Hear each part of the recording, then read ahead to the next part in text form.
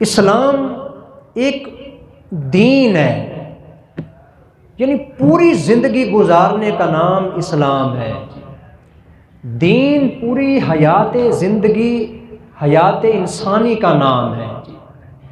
تو آج ہمارے ہاں یہ سمجھا جاتا ہے کہ سارا جو دین ہے نا وہ انہی عبادات کا نام ہے جی۔ اس لیے لوگوں کو دیکھا ہوگا کہ وہ دین کے معاملے میں صرف عبادتوں پہ لگے ہوئے ہوتے ہیں، زور دیا ہوا عبادات کے اوپر۔ حالانکہ اسلام کیا ہے جی، سمجھیں گے۔ آج تھوڑی سی قابل توجہ بات ہے، اگر آپ تھوڑا سنجیدگی کے ساتھ اس کو سمجھیں تو اعتقادات، عبادات، معاملات، معاشرت اور اخلاق، اسلام ان تمام چیزوں کا نام ہے جی، صرف عبادات کا نام نہیں ہے۔ سب سے پہلی اور بنیادی چیز جو ہوتی ہے، جیسے ہمارے جسم کے اندر روح ہے جی، اگر اس روح کی مثال دیکھنا چاہتے ہیں تو وہ اسلام کے اندر عقائد ہیں جی۔ ایک بندے کا عقیدہ ٹھیک ہونا چاہیے۔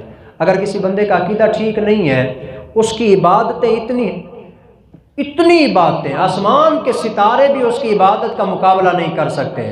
ساری عبادات اٹھا کے اس کے منہ کے اوپر مار کے اس کے اوپر لعنت بھیجی جائے گی، اس لیے کہ اس آدمی کا عقیدہ ٹھیک نہیں ہے۔ روح ہی اندر نہ ہو تو سارے اعضاء کام کرنا چھوڑ جاتے ہیں، بیکار ہوتے ہیں۔ تو بنیادی چیز عقائد ہیں کہ انسان کا عقیدہ اللہ اور اس کے رسول کے بارے میں ٹھیک ہونا چاہیے، اور وہ سمجھتا ہو کہ اللہ وحدہ لا شریک ہے۔ تو اگر اللہ کے بارے میں وہ شرک کرتا ہے، کفر کرتا ہے، نبی کریم صلی اللہ علیہ وسلم کی نبوت و ختم نبوت کے بارے میں شک ہے اس کو، فرشتوں کو نہیں مانتا، جنت اور جہنم کو نہیں مانتا، قبر کو نہیں مانتا، قبر کے عذاب کو نہیں مانتا، موت کے بعد دوبارہ زندگی، یہ جو عقائد ہیں ان کو نہیں مانتا، جتنا مرضی عبادت کرے، اس کی عبادت کرنے پر اجر نہیں بلکہ لعنت ملے گی۔ پہلی چیز یہ یاد رکھنا ہے جی، سب سے پہلی چیز میں نے آپ کو بتائی ہے اعتقادات، اس کو عقائد بھی آپ کہہ سکتے ہیں، اعتقادات جس میں عقیدے کی باتیں ہوتی ہیں۔ آمنت باللہ و ملائکتہ و کتبہ و رسلہ والیوم الآخر والقدر خیرہ و شرہ من اللہ تعالی والبعث بعد الموت۔ یہ عقائد کے جتنے بھی معاملات، عقائد۔ اور دوسری چیز ہے اسلام کے اندر عبادات جی۔ عبادات کیا ہیں جی؟ نماز، روزہ، حج، زکوٰۃ، یہ جتنے بھی چیزیں ہیں نا یہ سب عبادات کے اندر آ جاتی ہیں جی۔ تو پہلے نمبر پہ بندے کا عقیدہ درست ہونا چاہیے تاکہ اس کے اندر روح تو پیدا ہو نا، دوسرے نمبر پر اس کے اعضاء سلامت ہونے چاہیے۔ اس لیے ایمان ایک روح کی حیثیت رکھتی ہے، اور جو عبادات ہیں یہ ظاہری اعضاء کی طرح ہوتی ہیں۔ تو دوسرا درجہ عبادات کا ہے، ان پر بھی توجہ دینا یہ ضروری ہے جی۔ اس کے اوپر میرے خیال میں مجھے کوئی زیادہ کہنے کی ضرورت نہیں ہے۔ آج کل مسلمانوں نے پورا اسلام سمجھا ہی صرف عبادات کو ہے، صرف عبادت جی، جس کو اعمال کہہ سکتے ہیں، اعمال، فضائل اعمال، اس کے اوپر پوری دنیا لگی ہوئی ہے جی، پوری نسل انسانی کو اس کے اوپر لگا دی ہے، اعمال اور فضائل اعمال۔ فلاں کام کرو گے یہ فضیلت ہے، فلاں کرو گے یہ فضیلت ہے، لیکن عقیدہ کیا ہے اس کے بارے میں کوئی پتہ نہیں ہے۔ آگے تیسری چیز جو میں بتانے لگا ہوں، جو اصل چیز میں نے بتانی ہے جی، معاملات۔ اسلام کی اگر آپ نے بنیاد دیکھنی ہو نا تو وہ دیکھیں کہ یہ معاملات میں کیسا انسان ہے۔ معاملات کا مطلب ہوتا ہے لین دین جی۔ حضرت فاروق اعظم رضی اللہ تعالیٰ عنہ کا دور خلافت ہے، ایک آدمی آیا، اس کے اوپر نا کوئی مقدمہ تھا، اس کو کہا گیا کہ کوئی گواہ پیش کرو جی۔ گواہ پیش کیا گیا تو حضرت عمر نے اس گواہ کے بارے میں پوچھا کہ ہاں بھائی اس کے بارے میں آپ کیا کہتے ہیں، یہ کیسا آدمی ہے یہ جو گواہی دینے کے لیے آیا ہے؟ اگلے بندے نے کہا بڑا نمازی ہے جی، بڑا نیک ہے، تہجد یہ پڑھتا ہے، تسبیحیں بڑی کمال کی کرتا ہے جی، بڑا نیک اللہ والا ولی اللہ ہے جی۔ حضرت عمر نے فرمایا کبھی تو نے اس کے ساتھ لین دین کیے؟ کبھی لین دین کیا اس کے ساتھ؟ نہیں جی۔ فرمایا کہ اس کو واپس بھیج دو، اس کی گواہی قبول نہیں ہے۔ جس کے ساتھ معاملات نہیں ہوئے تمہیں اس کے ایمان اسلام کا کیسے پتہ چلے گا جی؟ صرف عبادات کو دیکھا ہے، ایک آدمی ہے پہلی صف کے اندر نماز پڑھتا ہے جی، ہر سال حج بھی کرتا ہے، عمرے تو اتنے کیے ہیں کہ اس کے سر کے شاید اتنا بال بھی نہ ہوں گے، ہر سال 3 4 عمرے کرتا ہے جی، تہجد وہ پڑھتا ہے، تسبیحات وہ کرتا ہے، اللہ وہ کرتا ہے، کوئی عبادت نہیں جو اس نے چھوڑی ہو جی، لیکن جب دکان پہ بیٹھتا ہے نا کسی کو دھوکہ دیتا ہے، ساری باتیں اٹھا کے اس کے منہ پہ مار کے اس پہ لعنت کی جاتی ہے، حج بھی گیا، عمرہ بھی گیا، نمازیں بھی گئیں، سب برباد ہو گیا جی، اور یہ سمجھ رہا ہے کہ میں بہت بڑا نیک آدمی ہوں جی، جیسے آج کل ہمارے پاکستانی حاجی ہیں جی، حج ہر سال کریں گے لیکن جھوٹ نہیں چھوڑیں گے، عمرہ ہر سال کریں گے، دھوکہ دینا نہیں چھوڑیں گے، حج ہر سال بے شک کریں جی، لیکن انہوں نے چیزوں میں ملاوٹ کو نہیں چھوڑنی، کم تولنا ہے، جھوٹ بولنا ہے، دھوکہ دینا ہے، دوسروں کا مال دبانا ہے، یہ سمجھتے ہیں کہ حج کر کے بندہ ہے نا پاک ہو جاتا ہے، یاد رکھیں حج کرنے سے اللہ اپنے جو گناہ نہیں ہوتے جو بندے نے اللہ کے معاملے میں کیے تھے حج سے وہ معاف ہو جاتے ہیں، لیکن جو بندے نے انسان کا کوئی حق مارا ہوا تھا نا، ایک نہیں 20 حج بھی کرو وہ معاف نہیں ہوتا ہے، یہ کسی نے دھوکہ دیا ہے کہ معاف ہو جاتا ہے، معاملات معاف نہیں ہوتے، حقوق العباد معاف نہیں ہوتے، اس کی وجہ سے اگر کسی حاجی صاحب کو یا نمازی صاحب کو یا غازی صاحب کو، یہ تیسرا لفظ غازی صاحب میں نے ویسے نہیں کہا، غازی جانتے کون ہوتے ہیں؟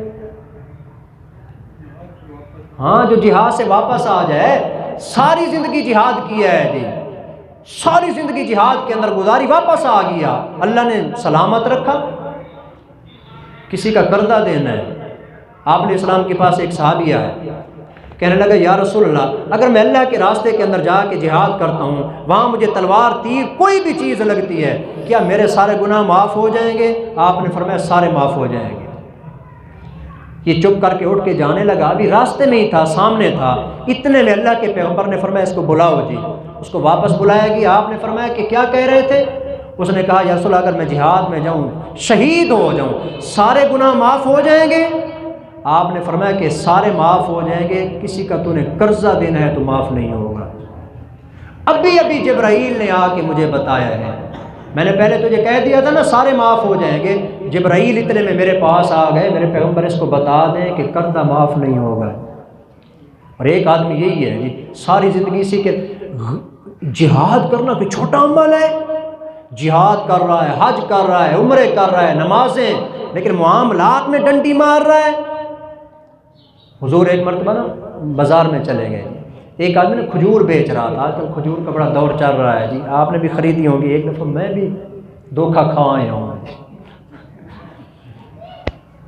بڑی کمال کی پیاری خوبصورت کھجور ہے جی، کلو لی، یہاں آ کے دیکھا لگتا ہی نہیں ہے یہ وہی ہے جو میں نے خریدی تھی جی۔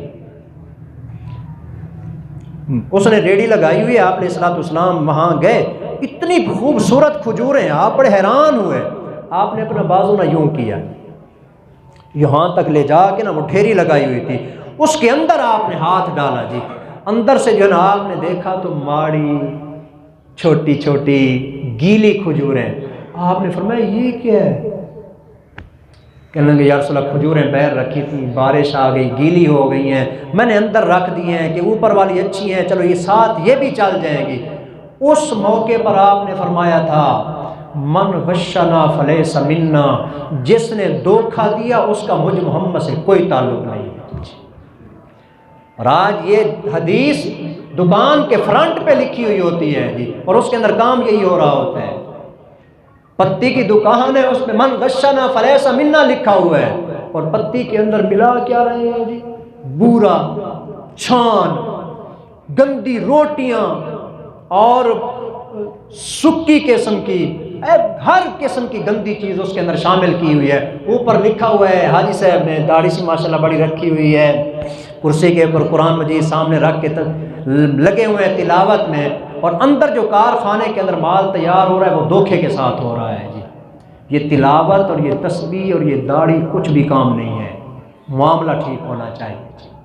تو معاملات میں آج ہمارے ہاں بہت زیادہ کوتاہی پائی جاتی ہے جی۔ میرا تو دل کرتا ہے کہ یہ معاملات جمعے کے موقع پر درسوں میں بیان یہی کیے جائیں، لوگوں کو بتایا جائے اصل دین ہے ہی یہ۔ صحابہ کرام کی جو ایمان کی پہچان اور علامت ہوتی تھی نا، وہ معاملات سے ہوتی تھی، لیکن آج معاملات کے اندر صفر ہو گئے اور صرف عبادتوں کے اوپر لگے ہوئے ہیں۔ تہجد بڑی پڑھتے ہیں حضرت جی، تسبیحات بڑی کمال کی ہیں جی، حج عمرے بڑے ہیں جی، اللہ کے راستے میں ٹائم لگے ہوئے ہیں جی۔ یہ دیکھیں معاملہ کیسا ہے، نیک ہیں، حاجی ہیں، قاری ہیں، مولوی ہیں، مفتی ہیں، درس دیتے ہیں، کبھی لین دین کر کے دیکھا ہے کیسا آدمی ہے؟ یہ اعتقادات، عبادات، معاملات، یہ معاملات تھے، تھوڑا سا میں نے وضاحت کی ہے جی۔ اور آخری درجہ معاشرت اور اخلاق کہہ لیں جی، اخلاق جی، بندے کا اخلاق بھی اچھا ہونا چاہیے۔ بعض ہوتے ہیں، آخری بات کرنے لگا ہوں میں، انشاءاللہ اس کے اوپر ایک پورا مستقل رمضان شریف میں بات کروں گا جی۔ بعض لوگ ہیں جو ہمارے ملک میں صرف یہ اعتقادات پر زور ہے جی، عقیدہ ٹھیک ہونا چاہیے جی، آگے چاہے بندہ زنا ہی کرتا رہے جی، حرام کھاتا رہے جی، صرف عقیدہ ٹھیک ہونا چاہیے، عمل کی کوئی ضرورت نہیں ہے۔ اور بعض ہیں جو صرف عمل پہ لگے ہوئے، عقیدے پر کوئی توجہ نہیں ہے جی۔ اور یہ دونوں عقیدے والے اور عبادات والے معاملات پہ توجہ ہی کو نہیں دیتے جی، معاملات کیا بلا ہوتی ہے۔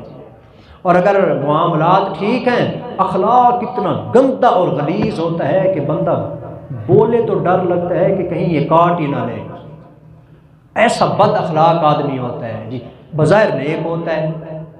تو اس لیے ہمیں یہ ساری چیزیں اسلام کے اندر داخل ہیں، اگر ان میں سے ایک کو نکالیں گے نا، جیسے میں نے مثال دی، ایک آنکھ نہ ہو باقی سارا جسم حسین ہے، اس حسن کو آپ کیا کریں گے؟ کانے آدمی کو کون دیکھے گا؟ تو ان تمام چیزوں کے اوپر ہمیں غور کرنا چاہیے، فکر کرنی چاہیے، اور صحیح اچھے طریقے سے ہمیں عمل کرنا چاہیے۔ جو حدیث میں نے پڑھی ہے، چلو وہی اس کا ترجمہ سنا دیتا ہوں۔ یہ اخلاق کے بارے میں ہے جی، آپس میں ایک دوسرے سے محبت سے پیش آنا۔ حضور علیہ الصلوۃ والسلام نے فرمایا کہ پہلے زمانے میں نا ایک آدمی تھا، وہ اس کا کوئی دوست رہتا تھا دوسری بستی میں، وہ اس کے پاس جا رہا تھا، یہ مسلم شریف کی روایت میں سنا رہا ہوں جی۔ اللہ نے نا اس کے راستے میں ایک فرشتہ بٹھا دیا، فارسد اللہ لہ علی مدرجۃ ملکا، اس کے راستے میں نا اللہ نے ایک فرشتہ بٹھا دیا۔ وہ وہاں سے گزرنے لگا تو فرشتے نے پوچھا، اے نا ترید ہو، بھائی آپ کہاں جا رہے ہیں جی؟ انسانی شکل میں فرشتہ تھا۔ اس نے کہا ارید اخلی، میں اپنے بھائی کے پاس ملنے کے لیے جا رہا ہوں جو اس بستی میں رہتا ہے۔ تو اس نے پوچھا حل لک علیہ من نعمت، کیا اس کا تیرے اوپر احسان ہے جس کی وجہ سے تو جا رہا ہے؟ اس نے کہا نہیں کوئی احسان نہیں ہے، انی احببتہ فی اللہ، صرف اتنا ہے کہ میں اس سے اللہ کی وجہ سے محبت کرتا ہوں، اور کوئی بھی نہیں ہے، صرف اللہ کے لیے محبت کرتا ہوں۔ فرشتے نے کہا فإنی رسول اللہ الیک، مجھے بھی اللہ نے تیری طرف بھیجا ہے، بإن اللہ قد احبک کما احببتہ فی، اللہ نے مجھے کہا ہے کہ اس کو جا کے بتا جیسے تو میری وجہ سے اس سے محبت کرتا ہے نا، میں اللہ بھی تجھ سے محبت کرتا ہوں۔ آپس میں محبت کرنا یہ اخلاق ہے جی۔ تو یہ اخلاقیات بھی ہیں۔ انشاءاللہ ہم ان تمام باتوں پر نا جتنا وقت ملا تھوڑی بات کریں گے۔ اللہ ہم سب کو دین کے تمام شعبوں کو سمجھ کے عمل کی توفیق عطا فرمائے۔ وما علینا الا البلاغ المبین۔